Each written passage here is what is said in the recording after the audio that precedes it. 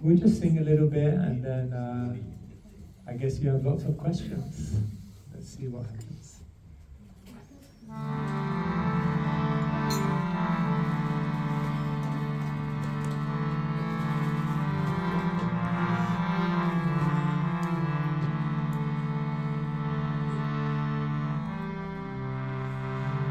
Radha Radha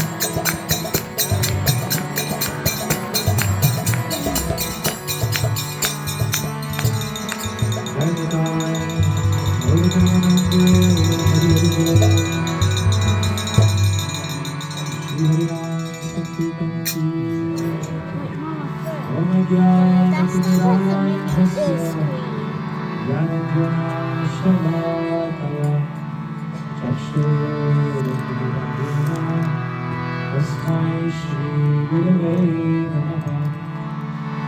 Shri Chaitanya Bhishta Sthapita Yena Bhutale Swayambhuva Tadamaya Dadati Swapadantika. Nama Om Vishnu Padaya Krishna Prasthaya Bhutale Srimate Bhagavata Swami Nityanamane. Namaste Saraswati Deve Gauravani Vichari Nirvishesha Shravadi Astatyade Shakari Shri Krishna Chaitanya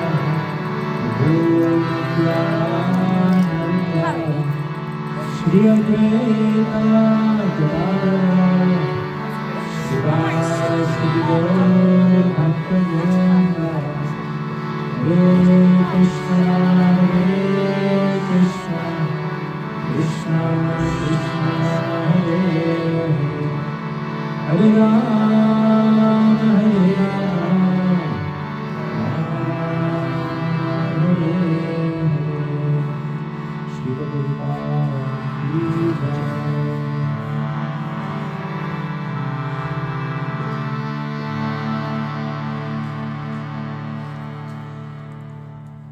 So Hare Krishna everyone, thank you so much for coming, for inviting me here. It's always an honor to come to Nottingham. Apparently Nottingham is one of the most dangerous places in the UK. Not anymore, I don't think so. It used to be, maybe it used to be. After London. After London.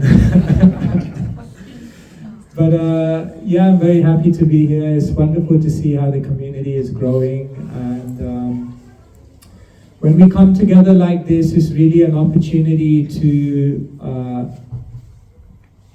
strengthen our faith. Actually, when you come into an assembly, into a sangha, then it's explained that Krishna says, Naham tistami vaikunte yoginam hridaye shuva yatra gayanti mad bhakta titra tatra tistami narada. That in the Puranas, the Lord is saying that I'm not just in Vaikuntha. I'm not just in the hearts of the yogis. But wherever the devotees come together and they discuss, I come to that place. So Krishna has come, Ulaton. And if we keep our eyes, our ears, our hearts open in the Sangha, then what we'll actually find is that every single answer that we need in order to move our spiritual life forward, Krishna is directly speaking to us.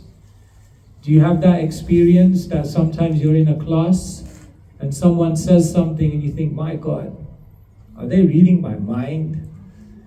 It just seems so relevant to you because Krishna is appearing in the Sangha and giving us all the knowledge we require. So please keep your hearts and minds open, because you may think this is somebody else's question, but you might find it's your own question. In the Gita, Arjun asks Krishna many questions. Does anyone know how many questions Arjun asks Krishna in the Gita? Anyone know how many questions? 17. How many? 17. 18? 17. 17. Yes, you're right, 17. Arjun asked Krishna 17 main questions. That's a lot of questions in 45 minutes. You can see if you get 17 questions. And if you look at the questions, there are three main types of questions. One type of question, Arjun is saying to Krishna, I don't understand what you're saying. Your point, I can't understand it. Another type of question Arjun asks Krishna is, he says, I understand your point, but it doesn't make logical sense to me. And another type of question Arjun asked Krishna is, I understand your point, it makes logical sense, but I don't think I can do it. So if you look at basically most of the questions people have, they will fall into one of these categories. Either I don't understand it, or I understand it, but it doesn't make logical sense to me, or it makes logical sense to me, but I don't think I can do it. So Krishna gives all the answers, and then at the end he tells Arjun, Yata Icha Tatha Guru. Now you've heard all the answers, you do what you want to do. And Arjun says, Nasta Moha, all my illusion is gone. Smrite Labdva, I regained my memory. Tvat Prasadat, all by your mercy, Krishna.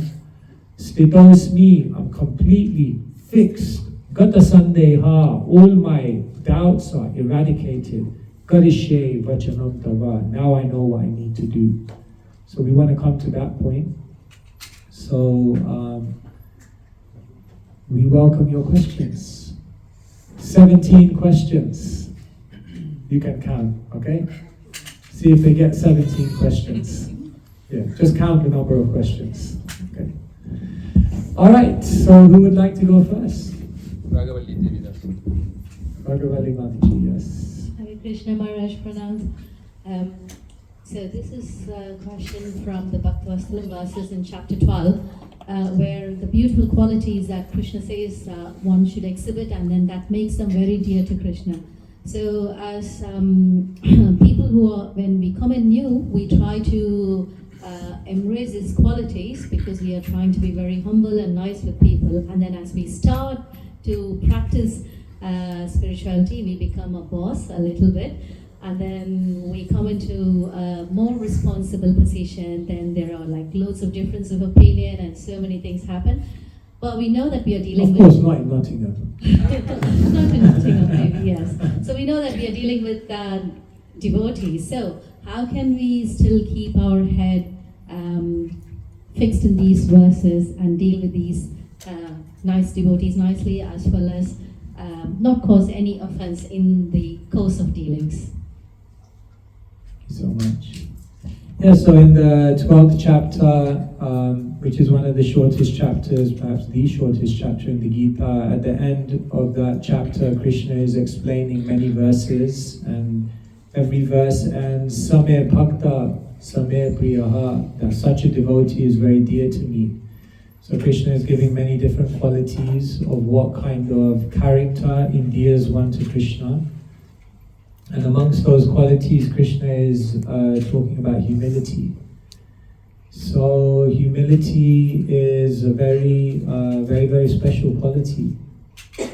One devotee used to say to me, if you're not perfect, you should be humble. But the moment you're humble, you're perfect. So if you're not perfect, you should be humble. But the moment you're humble and you rely on Krishna, then you're perfect, actually. So how do we maintain that humility in the community? Because there are different personalities, there are different opinions, there are different ideas. Well, the first thing is we should understand that I'm not always right. They say in any argument, you have your opinion, the other person has their opinion, and then separate from both of those two things are the truth.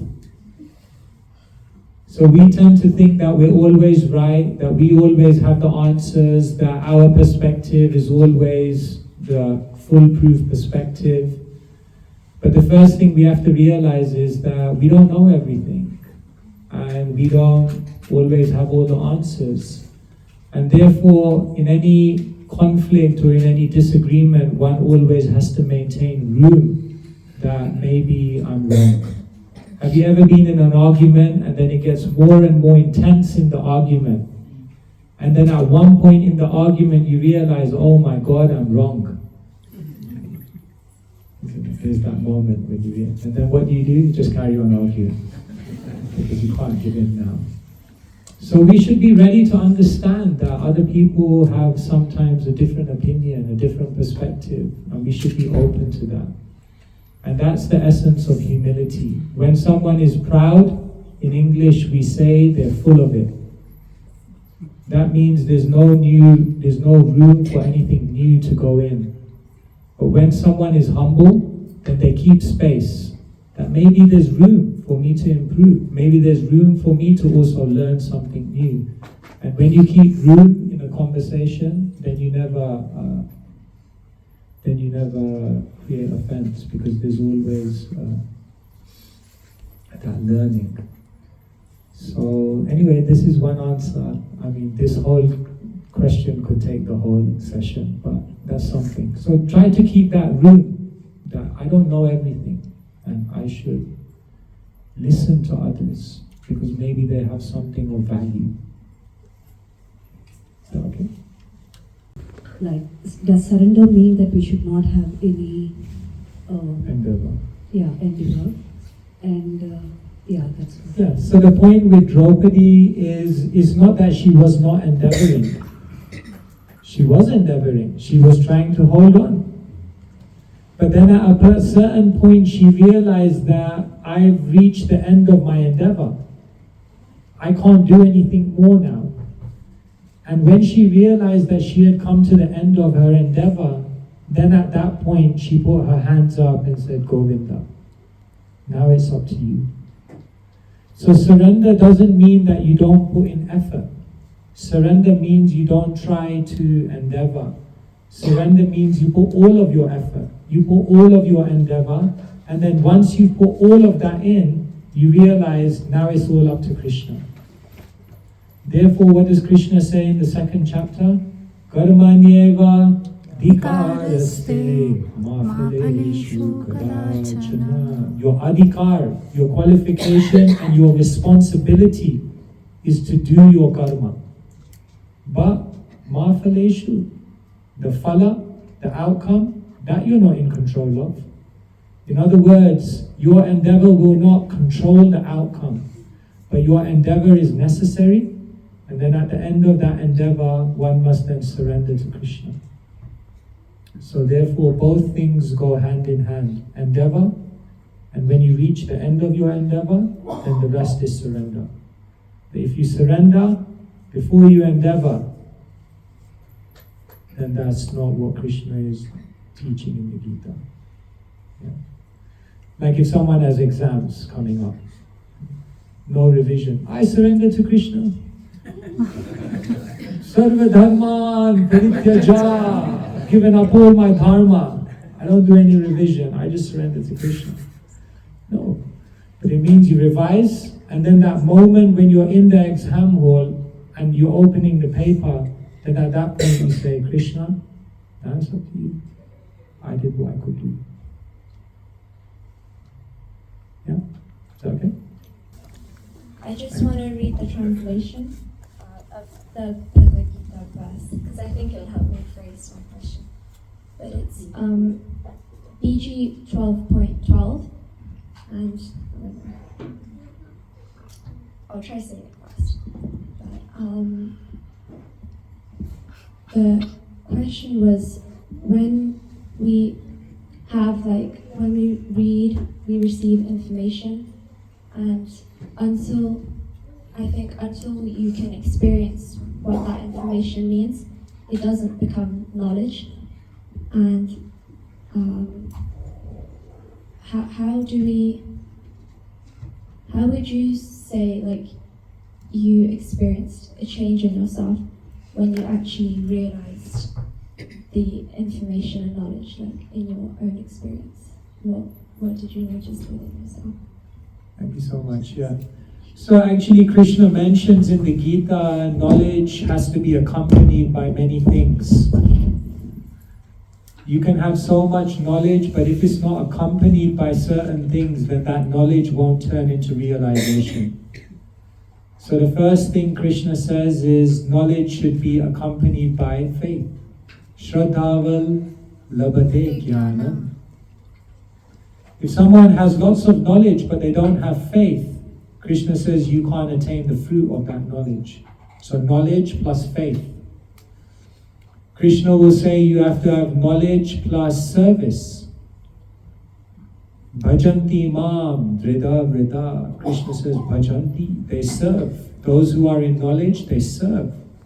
So knowledge has to be accompanied by seva. Then Krishna says knowledge has to be accompanied by good character. Vidya vinaya shampanne brahmane gavihastini.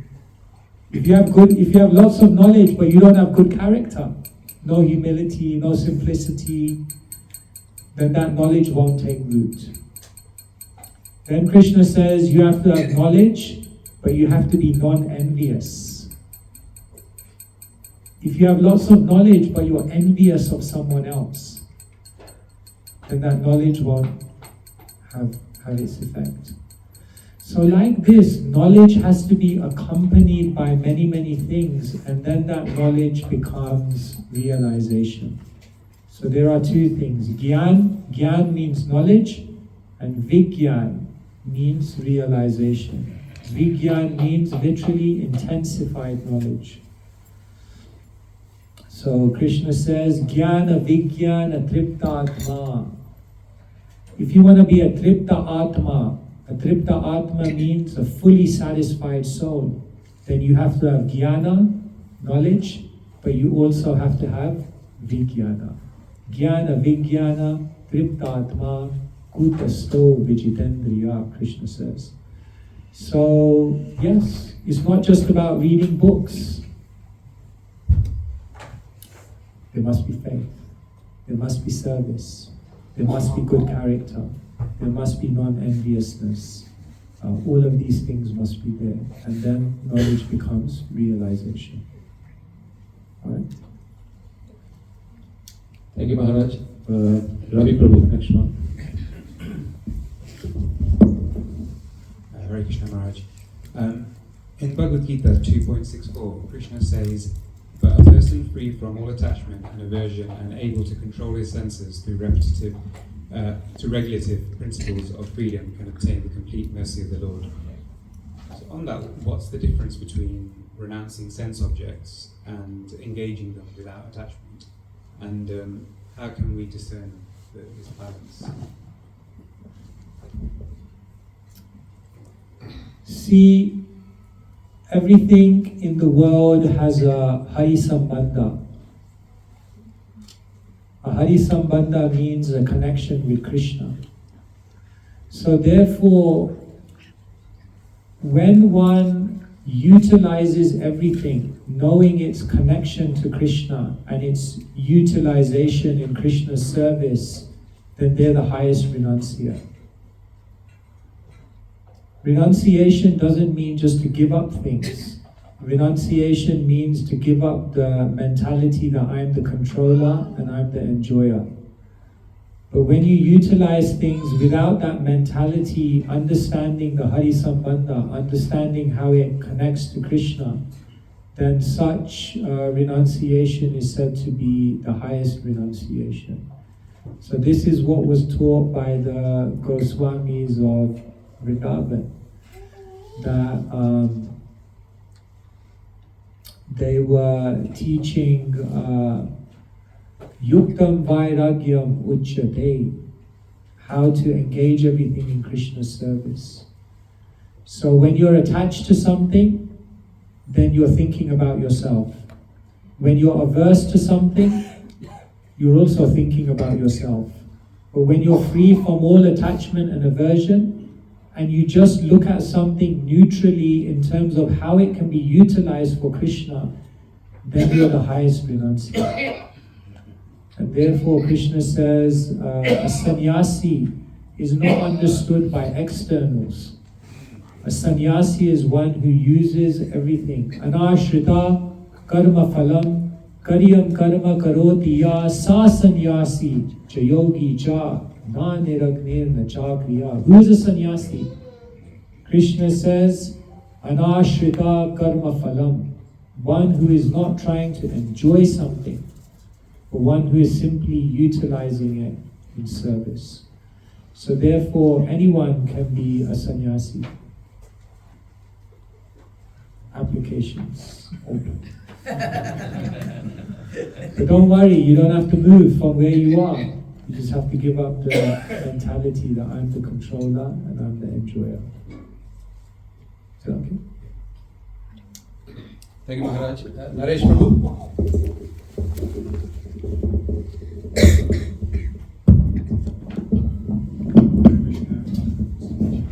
Thank you very much for coming today. Thank you very much for coming today. Okay. Yeah. It's not a question, but I'm going to just.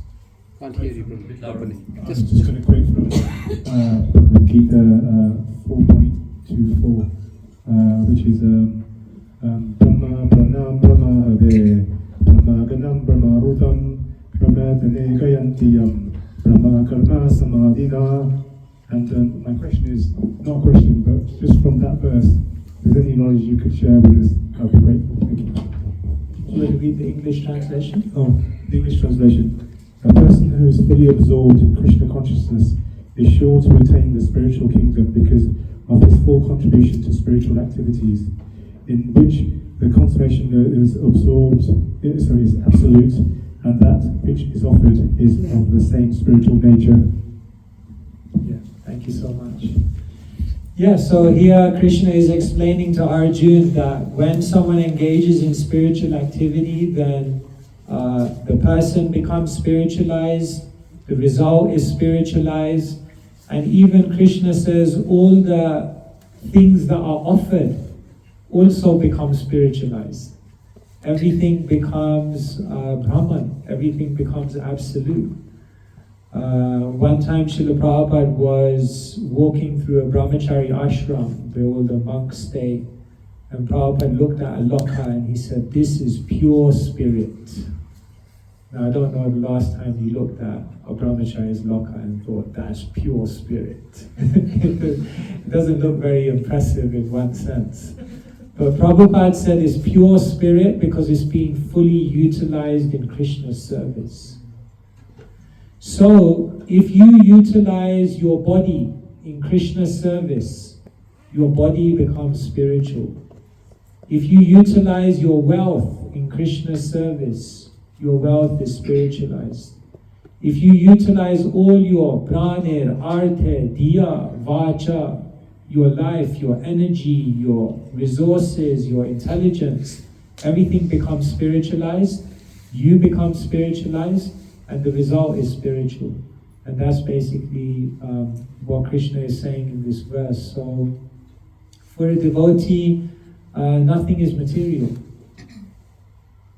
Nothing is material. They learn to spiritualize everything because they understand the only thing that makes something material is that it's detached from Krishna, separate from Krishna.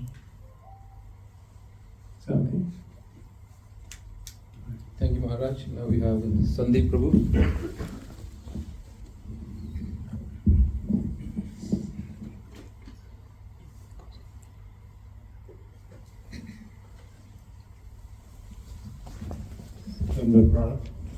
Maharaj. So kind of touched upon this already. So I'm looking at verse 35 in chapter 6. So Closer.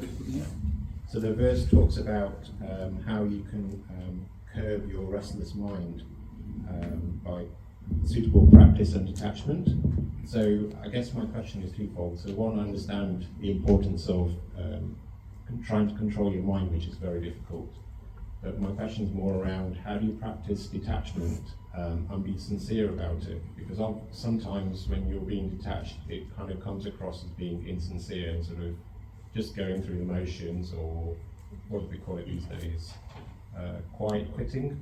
Just you kind of go through, you like doing a job but you don't care or whatever. Just aloof, kind of. Yeah.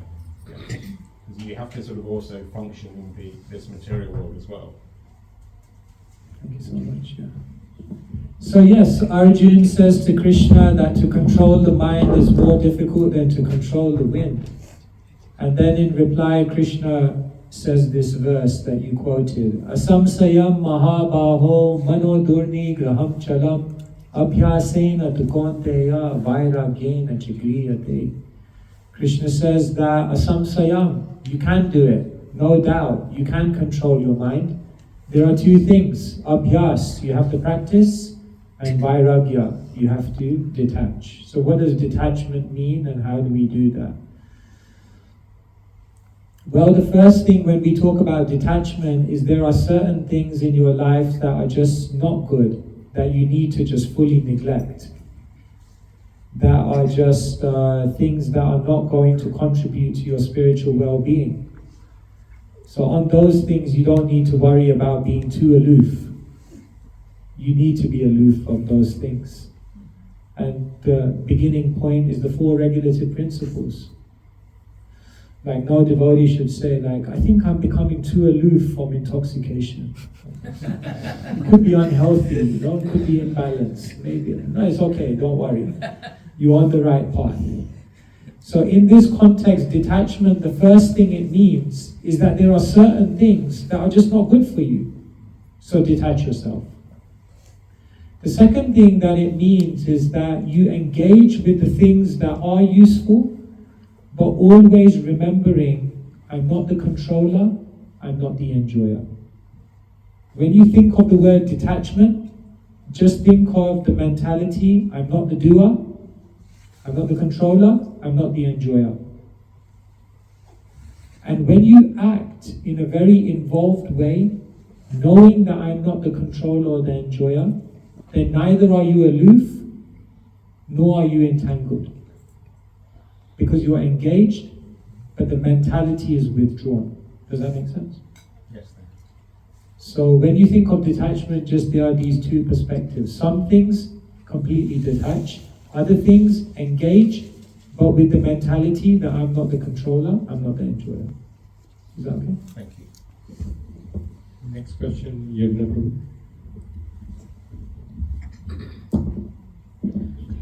Hare Krishna Pranam. Just one question. Why does atheism exist when all the questions are answered in Bhagavad Gita? Why does atheism exist when all the questions are answered in the Bhagavad Gita? Well, because people don't read the Bhagavad Gita. That's why we're out there giving it to everyone. There's no good arguments for atheism. There's no good arguments for atheism. If you ever meet an atheist, this is an argument you can tell them. According to atheists, there's no God. Right? And if there's no God, what's the definition of a God? Someone who knows everything. So according to an atheist, there's no one in the world who knows everything. So that means they don't know everything. So how can they definitely say there's no God when their whole philosophy is that there's no one in the world who knows everything? Do you get the point? Atheism doesn't even make logical sense in terms on their own terms. Because their point is that nobody in the world knows everything because nobody's God. So then how can you say for sure that there's definitely no God? Because you just said nobody knows everything. So basically there's no good arguments for atheism. Actually, if you see, most of atheism is not because of good arguments. Most of atheism is because of emotion. Either they were let down by religion, or either they felt they were let down by God. Something of that nature makes someone turn into an atheist. For example, Richard Dawkins goes all over the world telling people very enthusiastically, there's no God, there's no God, there's no God.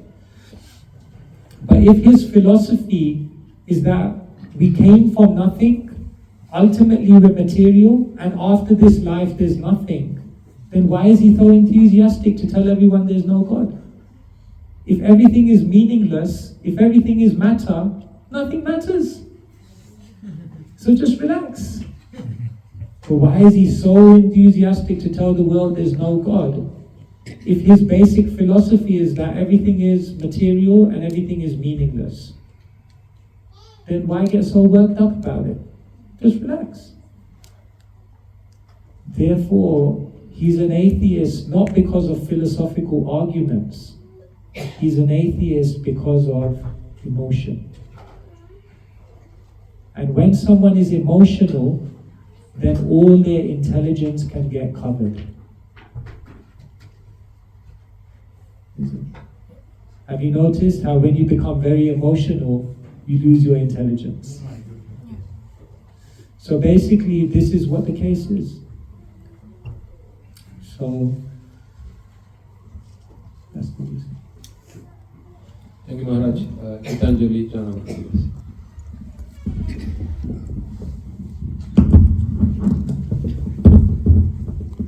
Krishna Maharaj, pranams. My question is on Bhagavad Gita 3.35. Krishna says that Lord Krishna says that it is better to do one's own duty, Swadharma, imperfectly than to do another's duty perfectly. Could you please explain me, Maharaj, how I can apply these teachings in my material life, like my job role responsibilities, as well as in spiritual life? Thank you so much.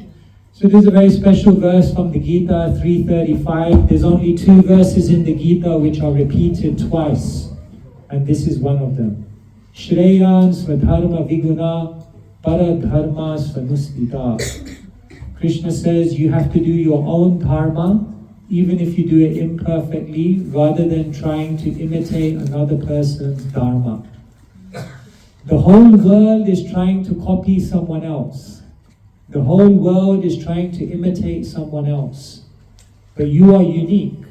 You have your own personality, you have your own abilities, you have your own nature, and you have your own special contribution to make. And therefore Krishna says, don't try to do another person's dharma. You are unique. As they say, you were born an original, don't die a copy. So you're original, you're unique. But sometimes we look at ourselves and we think, I wish I was like that person. I wish I could have done that. And all the while, we miss what unique thing we have. Sometimes, like when you're in the prasadam hall and they're serving, you have to sit down and they come to you. Then sometimes when you're sitting in one line, you're looking at what they're serving in the other line. Like, what preparation is there? And then by the time that one comes, you're looking at the next preparation that's coming. So all the preparations come and you miss all of them because you're looking at what preparation is coming. And that's a bit like our life. We're always looking at others, thinking their life is so amazing. Look at their social media, what they're putting on. Look where they went. So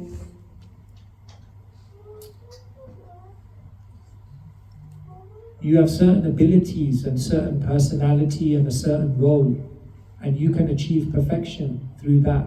You don't need to be someone else. So what it means is understand your Varna Ashram Dharma. Your Ashram Dharma means you're a mother, you are in family life, and with that comes certain duties. And your Varna is, you have a certain occupation, you have a certain personality, a certain type of work in the world. So understand your Varna, understand your Ashram, and then within that, bring in as much Krishna consciousness and seva to Krishna as you can, and your life is perfect. A sannyasi is not anything more advanced than a mother. It just depends how much are they engaging in Krishna's service in their ashram. Right? Does that make sense? Thank you, Maharaj. Yeah, we have Susie. Hare Krishna. Hare Krishna. My question is, how can one live the most devotional life? Next year, I'm planning on joining an ashram for 3 months. So, how does anybody live their most devotional life? Thank you so much. That's wonderful. Yeah, so in every stage of life, there's a unique opportunity to serve Krishna.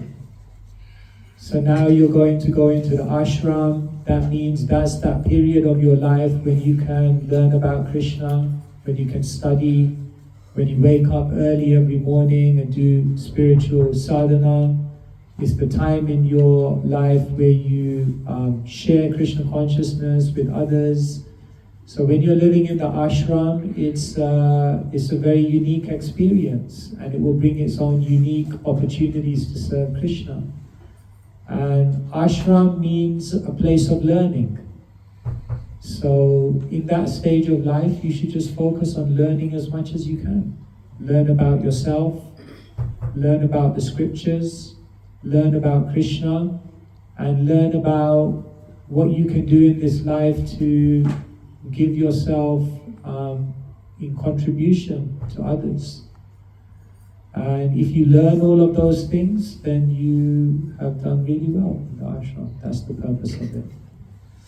So that's how life goes. There are 4 ashrams: Brahmachari or Brahmacharini, Grihastha, Vanaprastha, and Sannyas. So it's very scientific. Brahmacharini means learn. Grihastha means earn. Vanaprastha means turn. Sannyas means burn. No. Sannyas means then return. Now focus. So you see, it's very scientific. Every stage of life is giving you a very specific thing. In your first 25 years, you learn. In your second 25 years, you earn, you establish a position in this world. In your third 25 years, you start turning away from the world. Some of you in this room are maybe over 50, I'm guessing. So now's the time to start turn the ship around. Now more focus on Krishna. And then in your last stage of your life, then you have to fully focus. Because if we still have attachments at the end of this life, then you're going to have to come back. One more time to Nottingham. So it's every stage. So everyone should understand my stage and give themselves fully. Is that okay? All right. Thank you, Maharaj. We have Achituru with us. Hare Krishna Maharaj. I think my question is kind of related to Sandeep. It's kind of the same verse, 635. You mentioned about practice, or Krishna is mentioning about practice and detachment. So I'm a doctor actually, so I think I see a lot of mental health. So quite a few restless minds. So how do we actually put this in principle, when we're dealing with patients or people who have mental health issues who are going through difficulties? Because here Krishna is saying you have to practice and detach. So I'm just trying to figure out how do we put that.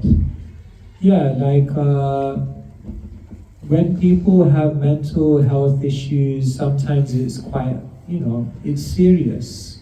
And they need some immediate, serious medical attention. What Krishna is teaching is perfect.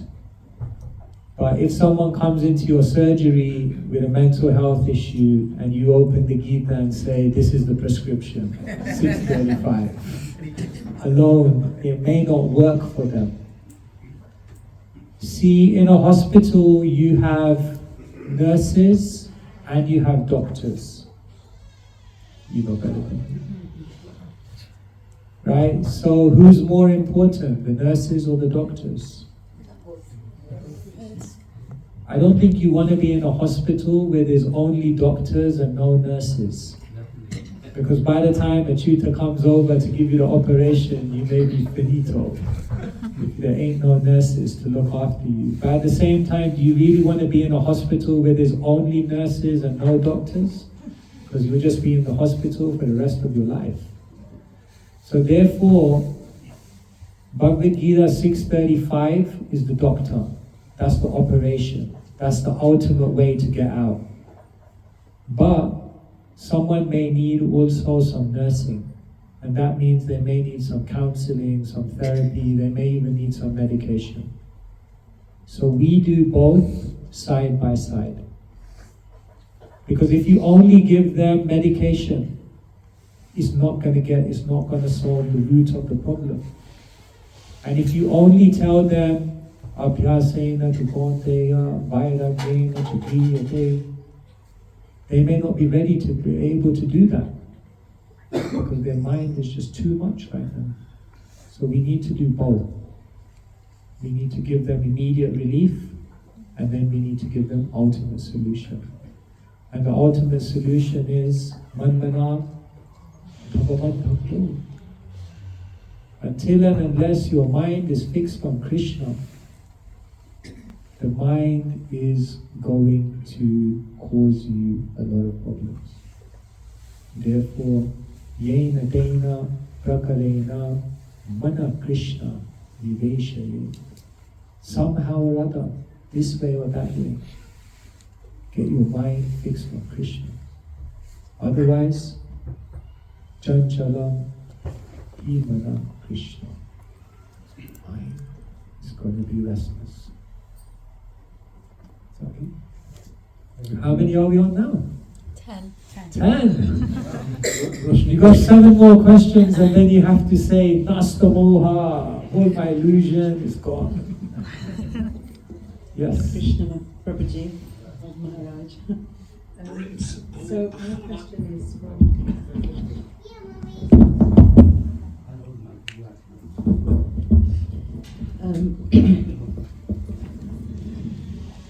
sorry, in chapter 18, verse 66, Krishna says that if we follow Krishna consciousness, he frees his devotees from all karma. But then I have seen in the 5 years that I've been following Krishna consciousness, a lot of people with suffering, events that would happen. How can we explain that? Yes, sorry, my attention got a little... No worries. You want to repeat? You can repeat just quickly? Yeah, Krishna says he frees his devotees from all karma. Yes. 18.66. But why do sincere devotees... Oh, why do they still suffer? Okay. Yeah. So Krishna says, Sarva papebhyo moksha yishyami ma sucha. I relieve you from all sinful reactions. So then why do devotees still seemingly go through so much? So the first thing is that you can understand karma to be like a fan. Right? Like as soon as you turn the switch off, then the power is cut. But for some time there will just be some movement of the fan while it slows down. So when pure devotees seem to go through such things, we can understand one explanation is that it's just the residue of their karma just playing out until they finally leave the world. So that's one explanation. The second explanation is that Krishna, what he may do is he may not change the reactions, but what Krishna does is he gives the devotee a special type of strength so that they may seemingly be going through so many things, but they don't experience any suffering. Pain is inevitable, but suffering is optional. Therefore, even Srila Prabhupada in his final days, his body was riddled in a very bad, but he was completely conscious. He was translating. In other words, he had achieved a level of transcendence above the pain given by Krishna. So that's another way to see that Krishna frees you from the reaction. He may not free you from the external reaction, but he frees you from the suffering to that reaction. Does that make sense?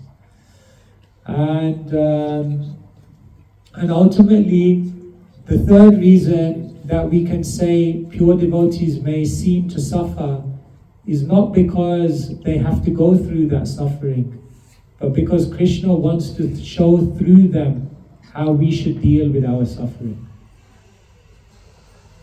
In other words, they show us the ideal example of how to respond when such problems come and how to respond in perfect Krishna consciousness. Because if we never had those examples, then we would not get the inspiration to be able to deal with it ourselves.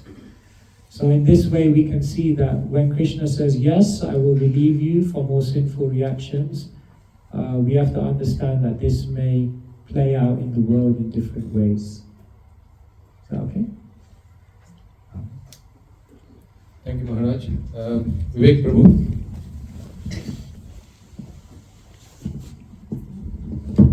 Hare Krishna, Pranam Maharaj.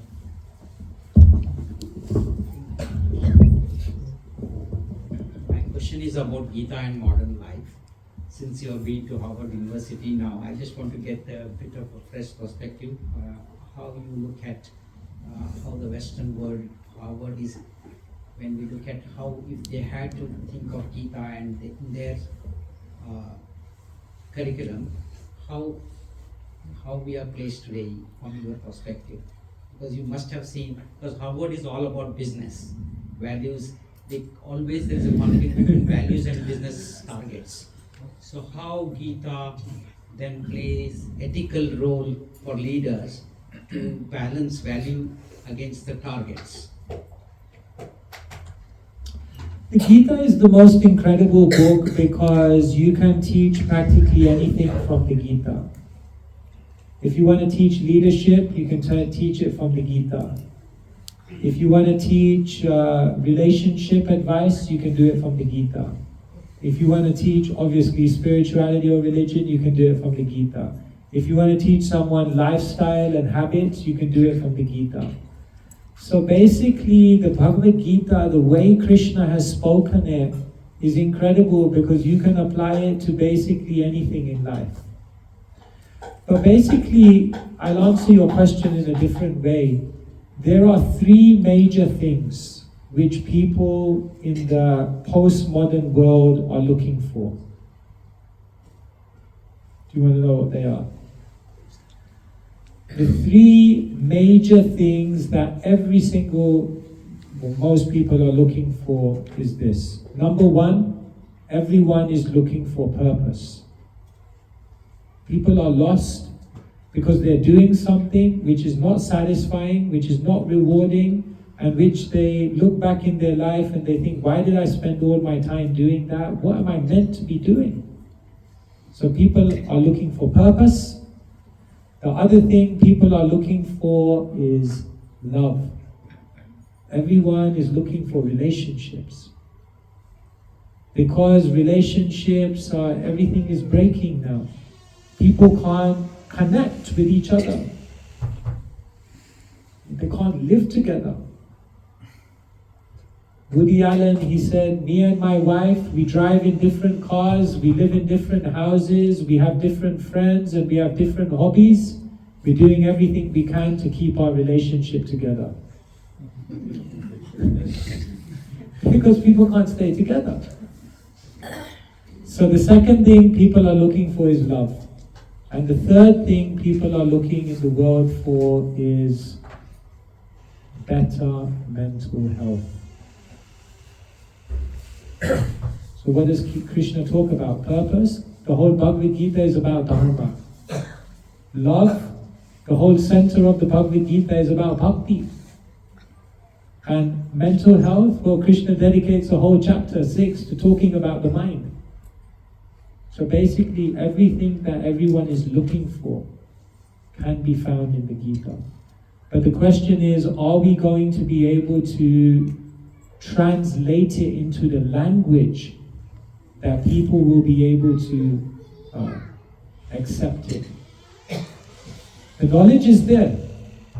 The question is, are we going to be able to communicate it in a language which is acceptable and inspiring to them? That is our task. All right? Thank you, Maharaj. Disha.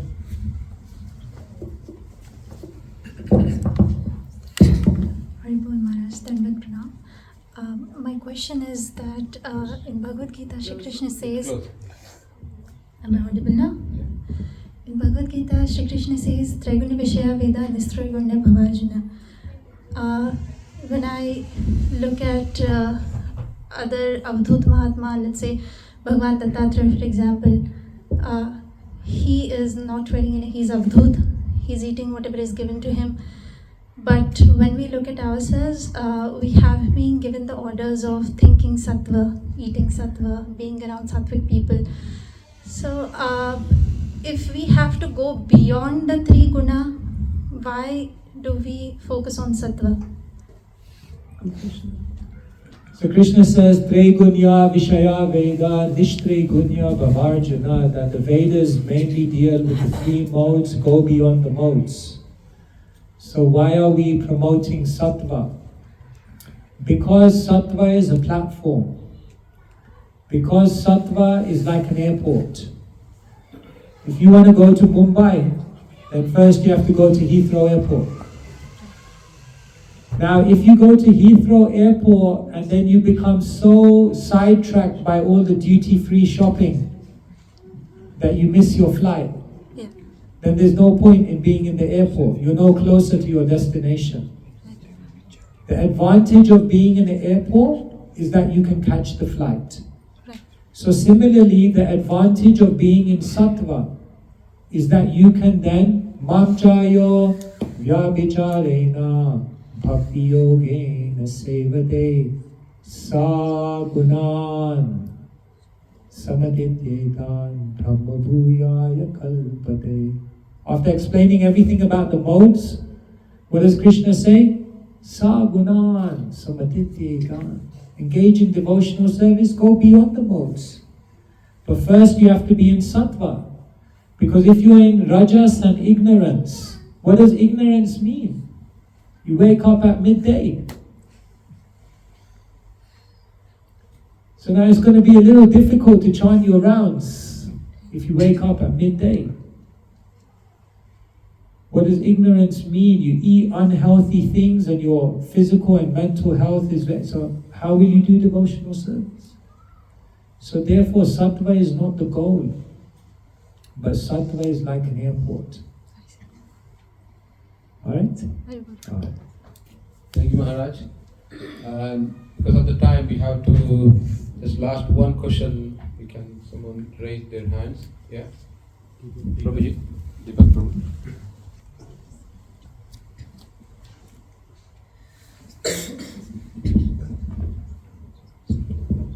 Hare Krishna Prabhuji. Maharaj.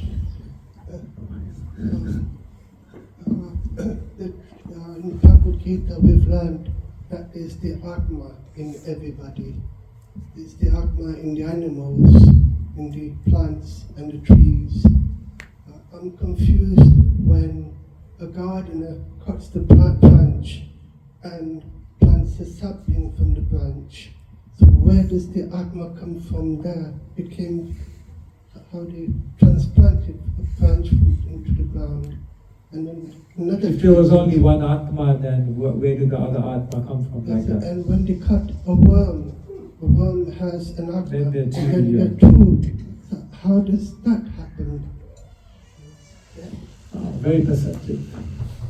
Thank you. An Atma can enter any body which is suitable for inhabitants. Understand? So therefore, we can understand, for example, when a worm is cut in two, then all that happens is another Atma enters. Because an Atma can enter any body which is suitable for inhabitants. So that's one thing. The other thing to realize is that it's a little bit inconceivable, but say for example, you're one Atma in your body. But there are probably more Atmas in your body. Did you know that? Yeah, because there are other living entities in your body. Sorry, I hope I'm not scaring you here. It's a fact. It's a fact, right? There are other Atmas in your body. So every body is almost like a microcosm, if that's the right word, of other Atmas, like that. So it's not so clear cut, like you are one body and there's one Atma. Actually, there's others who are living within you. Like that.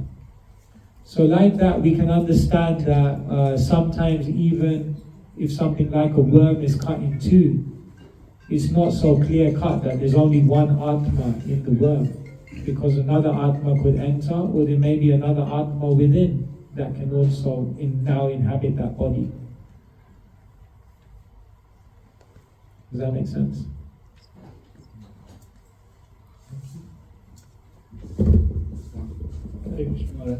I always wanted to experience aura. I think I experienced it when you walked in. It's a great aura. Thank you so much for spending time with us today. My question is not why Nottingham is dangerous. If you could answer, I'd be happy. But my question is more related to Prabhuji's question, actually. I believe the evolution of this life is more scientific from single cell to what we are today. And the evolution is why we are actually living. So I strongly believe in that. But my question is, I actually encountered to meet someone who questioned evolution, because their faith was evolution doesn't exist. God literally left human in the world, like our Adam and Eve story and stuff. So I want to understand what is true. Thank you. So yes. See, evolution is the idea that there were very, very basic microorganisms that then developed into what we are now. According to Vedic conception, it's actually the complete opposite. Dene Brahma Rida Ya Adikavaye Muyanti Ansurayaha. What happens right at the beginning of creation? The most advanced living entity within the three worlds is born first. Who is that? Man. Man. Brahma. And what does Krishna do? Dene Brahma Rida Ya Adikavaye. Then Krishna imparts all the knowledge to Brahma, who then creates all the 14 planetary systems and all the species of life. So, we believe that yes, all the species of life have been existing since the beginning of creation, because Brahmaji created. But Srila Prabhupada said there is an evolution, but the evolution is not the evolution of the body. It's the evolution of the soul going through different species of life up to the point of reaching the human form of life. You understand this? All the species were always existing. But when the soul has to evolve and come to the human form of life, then it goes through all the different types of bodies. So what the evolutionists say is the progression of bodies. We believe those bodies were all existing, but what the progression is that the soul is going through, plant life, aquatic life, mammal life, human life. And then once the soul comes, Durlabha Manava Janama Labhiya Samsare. It's a very rare birth once you come to the human form. Sudur Labha, very rarely attained. Because you have to go through evolution to get there. So Prabhupada said, Darwin got the idea from Padma Purana. That's a problem. Because Padma Purana explains, Jalaja Navalakshani, that there are, I can't remember all the numbers now, 400,000 human forms, so many bird forms, so many aquatic forms. It's explained like that. So does that make sense? So, don't worry, you didn't come from a monkey. follow-up question on that. Is it a soul which is getting evolution, or it's a consciousness of soul, or soul and soul is consciousness. So when the soul is going through different bodies, then its ability to express its consciousness is expanding. Our understanding of what is more evolved than another is based on how much the soul can express its consciousness through that body. And because the expression of the soul in terms of its consciousness through the human body is the most evolved, therefore that has the greatest opportunity. Alright. How many was that? 16. 16! Ooh, okay. So can I ask the last question, Maharaj? Yeah, okay, last Okay, you No, ask. No, please. there's also a we there can. as well. Yeah. So many questions. Yeah. Ask one. Yeah. My query.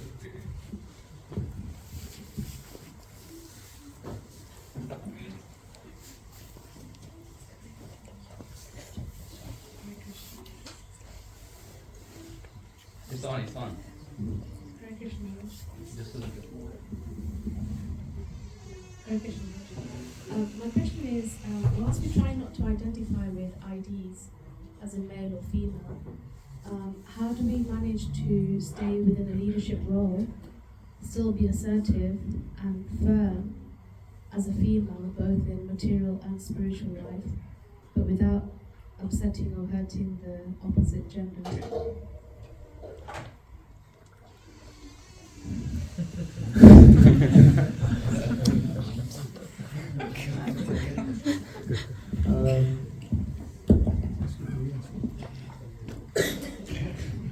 I think whatever leadership role you take, whether you're a man, whether you're a lady, whether you're young, whether you're old, whether you're this race or that race, I think in the world we're living in, because people are in the bodily concept of life, you'll always find some struggle. Someone will look at you as a leader and say, oh, it's just a kid. Or someone will look at you as a leader and say, oh, look, it's a lady. Or someone will look at you as a leader and say, oh, it's an Indian or a white person. Or someone will look at you and say, oh, this person grew up in India, or this person doesn't know this culture. In other words, we live in a world where people are judging you on the externals. It doesn't matter who you are, you will be judged on the externals. Therefore, in this world, don't have too many expectations. Do the best you can. Live and serve according to the principles that are right. If you genuinely act out of compassion and love and with no sense of ego, you will touch people's hearts. Who is a leader? A leader is someone who influences. Who can influence? Someone who has relationships. And who has relationships? Someone who loves. So if you love, then you have relationships. If you have relationships, you can influence. And if you can influence, you're a leader. And therefore, leadership is based on love. Prabhupada was a leader not because he was a man. Prabhupada was a great leader not because he was old. Prabhupada was a great leader not because he had amazing intelligence. Maybe he was all of those things. But what made him the greatest leader is that he loved the people. You can't lead the people unless you love the people. And people will always understand the language of love. It doesn't matter who it comes from. And so focus on that. One person once told me, you know what a leader is? You can learn it in one line. A leader is someone who wants others to be better than them. And if you want other people to be better than you, you're a leader. And you know what? People will hear that and they'll follow you. Because they'll know this person has no agenda. So focus on the essence and don't get too concerned about the externals. Because if you get concerned about that, it will go on for lifetimes. Rise above. Nishtraganya Bhava Arjuna. Go beyond all of the modes and act on a more spiritual level. Alright? 17 questions. A little longer than the Bhagavad Gita. So thank you so much. Oh, there's one, I don't know. Yeah, no. It's getting late. Are you want to ask it in person? Yeah. Would you like me to come over? Oh, okay. That wasn't a question. That was an answer. Last question. Sorry, is that okay? For me, it's fine. I mean, I'm just a guest here, but I don't know how everyone else is.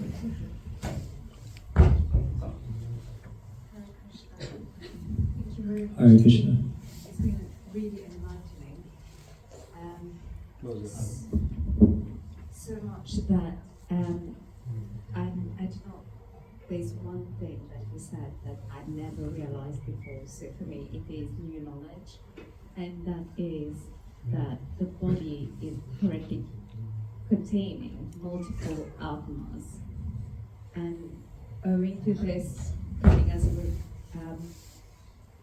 revelation to me. Now I've got a lot of questions, like stemming from confusions, but I've managed to simplify it to just one question, please. Is there any conflict of those Atmas within ourselves that want to take us in different directions? And is that what makes it so difficult to manage our mind on a daily, not even on a daily basis, on an hourly basis, to just keep focus and concentrate and regulate our mind? Is that the reason? Yes, I got a question. Thank you so much. Yes, there are entities within our body, even on a physical level, isn't it? Like,